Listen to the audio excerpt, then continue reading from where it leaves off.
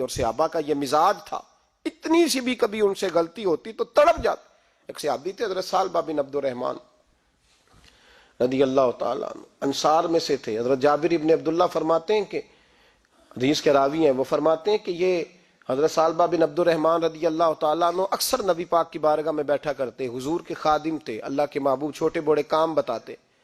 ایک دن حضور نے کہیں بھیجا، رستے میں جا رہے تھے تو ایک بی بی بے پردہ تھی کسی گھر میں بیٹھی، اس بی بی پہ نظر پڑ گئی اور دل میں برا خیال آ گیا۔ ابھی یہ بات آئی تھی کہ خود ہی تڑپ اٹھے، کہنے لگے میرے نبی نے تو منع کیا تھا، یہ تو میں نے اپنے رسول سے بددیانتی کی، یہ تو خیانت ہو گئی، حضور نے منع کیا تھا اور میں نے بری نظر سے عورت کو دیکھا۔ تڑپ اٹھے، نکل گئے، سفید چادر پہ دھبا جلدی نظر آتا ہے، جنگل میں چلے گئے۔ یہاں تو لوگ ڈٹے ہوئے ہیں نا گناہ کر کے، ذرا سی خیانت، کتنے دن؟ 40 دن روتے رہے، 40 دن روتے رہے جنگلوں پہاڑوں، اللہ معاف کر دے، اللہ میں بھول گیا، اللہ مجھ سے خیانت ہو، مالک مجھ سے درگزر فرما، روتے ہیں، تڑپتے ہیں۔ 40 دن ہو گئے، حضرت جبریل امین حاضر خدمت ہوئے، یا رسول اللہ آپ کا غلام تڑپ رہا ہے۔ رب فرماتے ہیں اسے اپنی بارگاہ میں بلا لیجئے۔ نبی پاک علیہ السلام، ایک روایت ہے مولا علی کو، ایک روایت حضرت عمر کو اور حضرت سلمان فارسی کو بھیجا، فرمایا اسے بلا کے لاؤ۔ کہتے ہم دونوں گئے تو جنگلوں میں تڑپ رہا تھا۔ ایک چرواہے سے پوچھا یہاں تم نے ثعلبہ کو تو نہیں دیکھا؟ وہ کہنے لگا میں نہیں جانتا ثعلبہ کون ہے، پر ایک شخص ہے جو بڑا ہی روتا ہے، بڑا ہی تڑپتا ہے، اس کے درد مجھے بھی رلا دیتا ہے۔ کہا کیا کہتا ہے؟ کہا بس معافیاں مانگتا ہے، کہتا ہے مولا مجھے رسوائی سے بچا، دنیا اور آخرت کی ذلت سے بچا۔ کہا بتاؤ کہاں ہے؟ کہا پہاڑی کے پیچھے۔ حضرت عمر کہتے ہیں ہم اس کے گئے تو ہمیں دیکھ کے رو پڑے، کہنے لگے میری مذمت میں کہیں کوئی آیت تو نہیں اتر آئی؟ حضور کیا فرماتے ہیں؟ نبی پاک ناراض تو نہیں ہو گئے مجھ سے؟ کیا فرماتے ہیں محبوب کریم؟ حضرت سیدنا فاروق اعظم رضی اللہ تعالیٰ عنہ کہنے لگے ہم نے کہا ہمیں پتہ تو نہیں، پر چل تجھے حضور نے بلایا ہے۔ کہتے ہیں منت کرنے لگے، کہنے لگے میں اس قابل نہیں کہ حضور کے سامنے جا سکوں، جب نماز کھڑی ہو حضور جماعت کرا رہے ہوں پھر مجھے لے کے جانا۔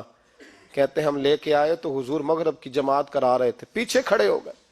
نبی پاک علیہ السلام نے جب قرآن پاک پڑھا یا ایھا الانسان ما غرک بربک الکریم، اے انسان تجھے کس نے دھوکے میں ڈال دیا، حالانکہ تیرا رب تو بڑا ہی کریم تھا۔ فرماتے ہیں یہ آیت سنی اور لڑکھڑا کے گرے، بے ہوش ہو گئے، گھر والے اٹھا کے لے گئے۔ تکمیل نماز پر خود رسول پاک علیہ السلام پہنچے اور نبی پاک صلی اللہ تعالی علیہ وسلم نے پہنچ کر کے ان کے گھر جا کے جہاں لیٹے تھے وہاں حضور بیٹھ گئے، ان کا سر اٹھا کے گود میں رکھا تو آنکھ کھولی، جھٹ سے سر پیچھے کیا۔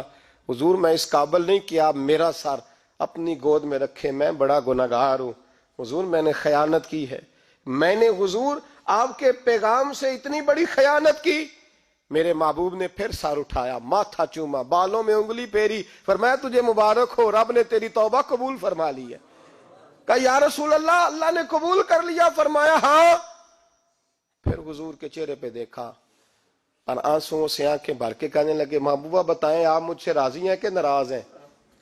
حضور کی آنکھیں بھی بھر آئیں، فرمایا میں تجھ سے راضی ہوں، بس یہ لفظ کہنے تھے، انہوں نے کلمہ پڑھا اور ان کی روح ہی پرواز کر گئی۔